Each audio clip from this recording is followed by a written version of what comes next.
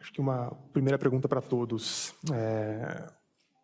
Hoje nós temos visto alguns estados no Brasil começarem algumas iniciativas interessantes. O governador Zema falou o que ele está fazendo em Minas Gerais. Mas nós ainda dependemos de alguns governadores e prefeitos que têm essa mentalidade e estão querendo colocar isso como prioridade. Como fazer com que mais prefeitos e mais governadores, em meio a tantos problemas e em meio a tantas prioridades que eles têm hoje, colocar a reforma do Estado ou colocar a entrega de resultados como a prioridade deles? Como é que vocês fariam esse pitch? Como é que vocês convenceriam eles em um minuto, assim, vale a pena investir nisso? E uma vez que eles implementem isso, no caso do governador Zema ainda é algo mais concreto, como garantir que isso seja algo perene e institucional? Se por acaso daqui a 8 anos um outro grupo político assumir um Estado que fez essas reformas, como é que você garante que as coisas não são revertidas e isso se torna algo perene para a sociedade? Bom, eu diria que isso que você está mencionando é difícil. Eu tive o privilégio de ter sido eleito sem apoio algum. Minas tem 853 prefeitos. No primeiro turno, 0 me apoiaram.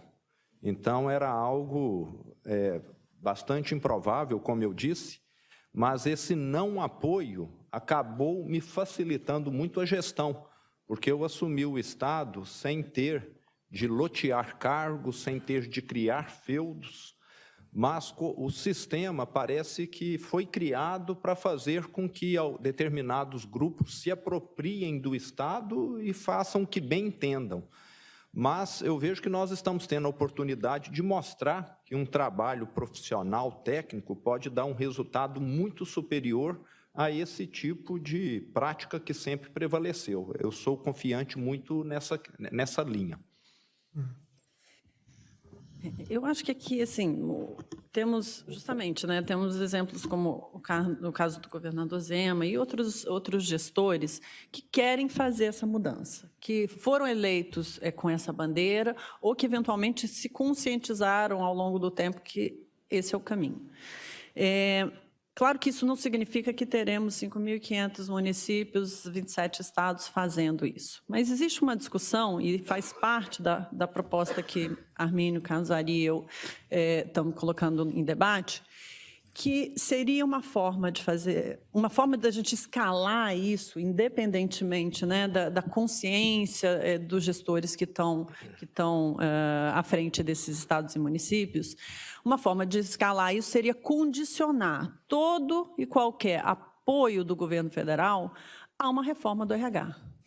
E isso parte da conscientização de que o problema não é endividamento. A gente tem que parar com essa história que os estados estão quebrados por causa da dívida que eles têm com a União. Os estados estão quebrados porque eles estão gastando 75, 80, 85% das suas receitas com salários e benefícios. Essa é a realidade. E a gente pode parar de pagar a dívida, que os estados vão continuar aumentando as suas despesas até o ponto em que 110% das despesas, das receitas estão comprometidas com despesa de pessoal. Então, esse é um ponto. Uma outra forma de fazer seria alterar a lei de responsabilidade fiscal, para chamar tudo que é despesa de pessoal de despesa de pessoal. E isso obrigaria estados e municípios a fazerem a reforma para se reenquadrarem no limite de 60% de comprometimento. Essa é uma questão um pouco mais complicada, porque a gente sabe que discutir a lei de responsabilidade fiscal, no momento, inclusive, que já estamos numa discussão tão importante como a Previdência, é complicado. A gente pode, inclusive, regredir a depender de como isso possa ser levado. Então, existem formas, sim, de institucionalizar e de escalar isso. Mas eu vejo hoje um caminho, que é um caminho bastante favorável e propício, que é justamente vincular. A gente tem aí regime de recuperação fiscal, a gente tem o novo programa de equilíbrio fiscal que o Tesouro está discutindo com os estados que estão em situação difícil. Então, existem formas da gente condicionar, justamente atacando o problema que é a raiz da situação atual. Great. So it's funny. I told you a little bit about that first delivery unit in the early 2000s. And since then, the government's changed, and they did a lot of things. One of the things they did was rail times was one of the results they tried to achieve. And they did this work, but of course, it's 3 governments later now. The delivery unit doesn't exist in the same form, right? But if you step into any train station in London or elsewhere in the UK, you'll see the results published for everyone to see around train times, which was one of the original targets the delivery unit created. The reason I tell this story is because I think it exemplifies, what the governor and Ana Carla are trying to do, which is make promises to your voters about the results you're going to deliver. Then when you're in office, deliver on them, and create a public demand that the next government, no matter what its stripe, cannot ignore. So that's my kind of short answer to the question. Bom, a pergunta favorita do público aqui é o que deveria realmente ser função do Estado cuidar, que setores o Estado deveria focar os seus recursos e o que deveria ir para o setor privado. Eu vou mudar um pouco a pergunta também, mas também relacionado a isso. Vocês todos trabalharam no setor público e no setor privado e conhecem bem a realidade dos 2 setores. Em geral, quando a discussão é colocada ao redor do mundo, no Brasil e nos Estados Unidos também bastante fortemente, se coloca o setor privado como uma grande referência em gestão e se fala que o setor público deveria se aproximar do setor privado. A minha pergunta para vocês seria o que o setor público tem a aprender com o setor privado, de fato, e o que o torna diferente, na opinião de vocês, em termos de gestão? Bom, nós somos da linha que o setor público deveria focar nos 3 pilares básicos de serviços que a sociedade precisa, que é educação, saúde e segurança, incluindo aí o judiciário, é lógico. No caso específico de Minas, não enxergamos nenhuma necessidade do setor público prover serviços de energia elétrica e vários outros hoje que o Estado ainda tem. Vejo que serviços públicos não podem ser mercantilizados também. Aí há uma questão realmente que temos de considerar, porque o setor privado sempre vai pelo lado da eficiência, da produtividade, etc. E sabemos vários estudos, vários projetos que inclusive já foram implantados de escolas privadas, pagas com recursos públicos, etc., não tiveram um funcionamento tão bom quanto seria de se esperar. O que eu vejo é que é necessário analisar, fazer laboratórios em pequena escala para ver aquilo que funciona. O que funciona aqui pode ser que funcione em São Paulo e não funcione em Minas. Então, eu não acredito numa fórmula universal daquilo que dá certo, mas sim em ações planejadas, analisadas dentro do seu contexto, que devem se fazer de acordo com aquela realidade. O que demanda mais trabalho é lógico, mas o mundo é complexo e querer simplificá-lo seria meio que uma utopia e não vai dar o resultado que todos nós desejamos. Bom, eu concordo com o governador aqui, que a gente primeiro tem que entender que existem prioridades, né? E, de fato, quando a gente fala de serviços públicos, os serviços básicos, esses sim são o foco, né? Devem ser o foco da gestão pública, da entrega e da concentração de recursos. Para vocês terem uma ideia, hoje tem estado que tem supermercado, tem estado que tem indústria farmacêutica. Eu não consigo entender. Assim, se a gente já entende, e eu concordo aqui, tanto é que Goiás privatizou as centrais elétricas do estado, que o estado não precisa ter empresa para entregar bens públicos ou serviços públicos, mas mais do que isso, a gente precisa, de fato, priorizar o que a gente precisa fazer. Eu vou voltar um pouco na questão do modelo operacional para puxar esse ponto do que funciona no setor privado, o que não funciona e como é que a gente transfere isso para o setor público.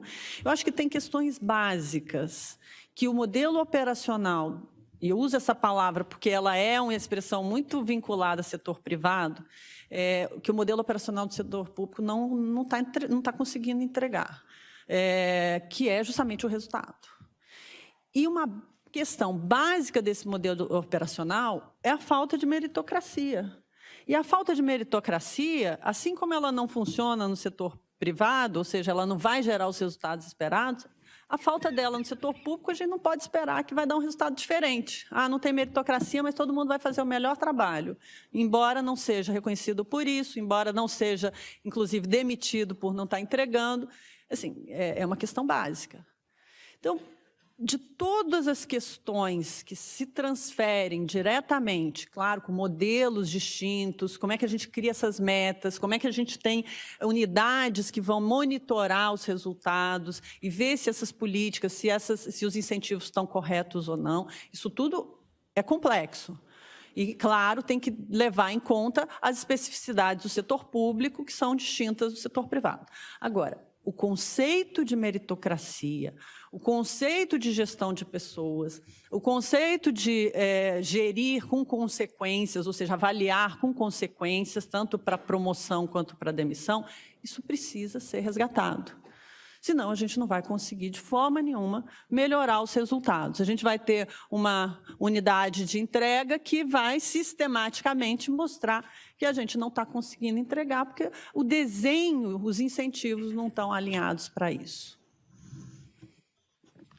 My summary would probably be just in 2 words if I think about it, right? So there are 2 big lessons I think we can take from the private sector to the public. One is accountability and the other is measurement, right? And I think that's what these are bound up with. And I think in both cases, what you're looking at is a principle that can apply, but the practice has to be a bit different.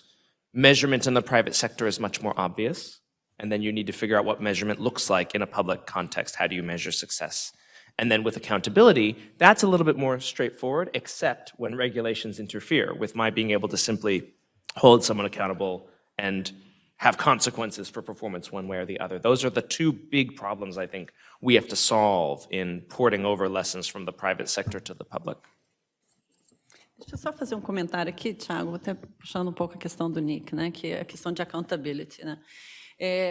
Hoje a gente tem um sistema, por exemplo, existem, como eu citei aqui, existem estados, municípios que avaliam, definem metas e, inclusive, pagam remuneração variável, né, com base no atingimento dessas metas.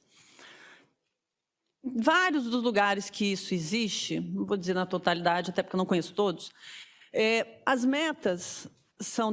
o pagamento de bônus começa antes de se definir as metas.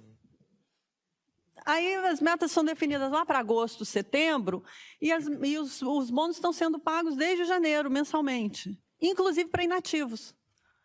Então, como é que a gente consegue ter resultados e mostrar esses resultados? E aí não se mostra os resultados, óbvio, porque como é tão distorcido que é melhor não mostrar.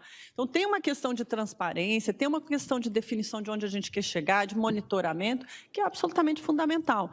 E eu digo, assim, as pessoas, eu digo que ir para o setor público, passar pelo setor público, devia ser que nem serviço militar obrigatório. Acho que todo mundo, principalmente os mais jovens, deveriam ter pelo menos uma experiência de 1 a 2 anos no serviço público no Brasil. Primeiro, porque contamina de forma positiva. É importante. Os exemplos que o governador Zema deu aqui, eu digo para vocês, 90% das pessoas que estão a vida toda no setor público se habituaram com essa realidade. Acham que é normal o governador subir num elevador sozinho e ter 2 elevadores à disposição dele. Acham que faz parte ele ir de helicóptero para a cidade administrativa. E o ponto é que, na hora que existe alguém que vem de fora e diz, gente, isso não faz nenhum sentido, é importante. E também porque eu acho que quando a gente passa no setor público, a gente entende que realmente o Brasil precisa mudar, porque senão a gente não vai chegar lá. Eu queria completar, que eu não lembrei, o Estado de Minas hoje é proprietário de vários hotéis, de parques de banhos, com banhos de lama, banho de água sulfurosa, etc. Então, você vê como o Estado realmente foge completamente daquilo para o qual ele foi constituído. E o que a Ana disse aqui agora, uma analogia que eu usei durante a minha campanha, que inclusive me ajudou bastante, foi o seguinte, é que eu nunca tinha morado perto do chiqueiro. Porque no interior nós falamos que quem se habitua a ficar perto do chiqueiro não sente mais o mau cheiro, mas quem vem de fora, aquele mau cheiro é altamente perturbador, e que eu era alguém que não fazia parte do chiqueiro. Então, realmente, quem vem de fora acaba se estranhando. E eu digo que é difícil mudar, porque quem está lá dentro considera isso que a Ana falou essencial. Eles foram educados e aculturados que um governador tem que ser tratado como uma majestade. Eles não queriam mudar e ainda não querem uma série de outras coisas que eu quero. Eu sou obrigado a seguir protocolos de segurança que eu questiono, mas que a polícia fala que é essencial. Mas ainda estamos numa fase de transição. Bom, nossa última pergunta do painel, infelizmente. Voltando também naquela questão de como tornar isso perene e como tornar isso uma prioridade, qual deve ser o papel da sociedade civil, né, dos eleitores, dos cidadãos, nessas reformas, e mais especificamente, como o controle social pode induzir as reformas e se digitalização e transparência dos resultados e dos indicadores é um caminho para essa transformação? Eu considero a participação da sociedade civil essencial e dou minha mão à palmatória, porque durante 53 anos da minha vida eu fui totalmente ausente.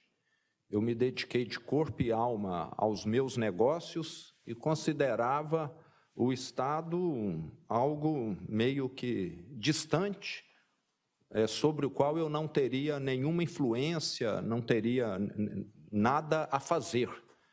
Fui conhecer, há 1 ano e meio, pela primeira vez, eu entrei numa Câmara Municipal, numa Assembleia Legislativa, o ano passado. Então, meu contato com a coisa pública é extremamente recente. E tinha essa visão de terceirizar para outras pessoas o nosso futuro. Mas, como eu disse, a duras penas eu vi que não adiantava eu ser um bom gestor na minha empresa se eu estava num contexto maior de venezuelização do nosso país. E vejo hoje claramente a necessidade de todos nós participarmos, talvez não como candidato como eu fui, mas principalmente acompanhando, questionando. Vejo que temos instituições, ONGs, etc., que estão se estruturando melhor, e vejo que o Brasil chegou aonde chegou devido a essa falta de participação nossa, dentre os quais, como eu disse, eu me incluo. Vejo que estamos num processo de aprendizado como sociedade, e é essencial essa participação, porque assim a classe política é mais cobrada, se sente vigiada e, consequentemente, vai agir de forma a atender mais os interesses da sociedade e não dela própria. Eu acho que esse é realmente um ponto fundamental. Assim, quando a gente fala de reformas, como as reformas, né, que estão sendo discutidas, Previdência, reforma do Estado, se nós não tivermos o engajamento da sociedade civil, e isso de todas as formas possíveis, como o governador falou, se candidatando, não necessariamente, nem todo mundo tem essa veia ou essa vontade, mas existem formas de se engajar, via entidades da sociedade civil, via redes sociais. Hoje as redes sociais dão plataforma para as pessoas se manifestarem. Se não houver engajamento da sociedade civil em torno dessas reformas, tudo isso fica muito difícil. Eu me lembro lá em Goiás, quando a gente fez, foram 2 anos duros de ajuste que foram feitos lá, claramente o governador avançava e a Assembleia vinha junto nas reformas que precisavam ser feitas, se havia algum tipo de suporte por parte da sociedade, porque senão é muito difícil. Primeiro que o governador não faz nada sozinho, ele depende em grande medida, ou o presidente do Congresso, o governador da Assembleia, os prefeitos das câmaras municipais, e assim sucessivamente. Mas se a sociedade não for capaz de dar apoio, nós continuaremos reféns das minorias organizadas, corporativistas, extremamente poderosas, na classe política, em particular no legislativo. Então, é necessário, sim, se manifestar, é necessário, sim, se engajar, porque senão a batalha fica muito mais difícil. E as minorias, como sempre, são ruidosas, são poderosas, sensibilizam a classe política, enquanto a coletividade difusa, por definição, paga essa conta. O problema é que a gente não tem condição de pagar essa conta mais. E essa conta está sendo paga principalmente pelo andar de baixo. Então, a gente precisa, principalmente nós que temos uma condição privilegiada, a gente precisa se engajar nesse processo, porque o Brasil não aguenta mais. E é a gente que vai ter que mudar essa situação. Eu estava falando para o meu filho, que está aqui comigo, e eu estou muito orgulhosa, que a nossa geração, está fazendo esse papel de ser loquaz, de tentar quebrar com um Brasil tão cooptado. Mas é a geração de vocês que certamente precisam se engajar para que a gente faça essa transformação. I guess I'll close with a somewhat famous quote from one of our famous American presidents here in the States, Franklin Roosevelt. He was meeting with a constituent about something that they wanted done, and the president said to this person, "I agree with you. Now make me do it." And I think that actually, for me, encapsulates how I think about sort of citizen engagement. You think about a politician, a government. I agree with you. I might agree with you, but you need to make me do it. And I think that we're long past the era when governments anywhere in the world, I think, can sort of do things in secret or do things without transparency, without citizens noticing. So on the one hand, I think there are governments doing really innovative things to say we're going to engage our citizens using tools and technology like we've never done before. There's actually a delivery unit in the city of Buenos Aires that is actually embarking on just such an experiment right now to do more kind of deep citizen engagement as part of their delivery work. And then, of course, as Ana Carla said, the onus is also on us as citizens, whatever our jurisdictions may be, to stand up and make our governments do the things we want them to do. I think that'll look different in every context, but it's essential. Thanks. Okay. Muito obrigado novamente a todos os panelistas pelas apresentações. Espero que o público tenha tirado bons insights dessa discussão, que ela continue aqui na Brasil Conference, que ela continue no Congresso Nacional, e que a gente consiga caminhar para esse sistema eficiente, que acho que é um desejo de todos. Muito obrigado e peço ao público que avalie o painel pelo aplicativo. Os próximos painéis começam em 15 minutos. Também, se vocês puderem sair da sala, procurar os seus novos painéis, agradeceria. Muito obrigado a todos.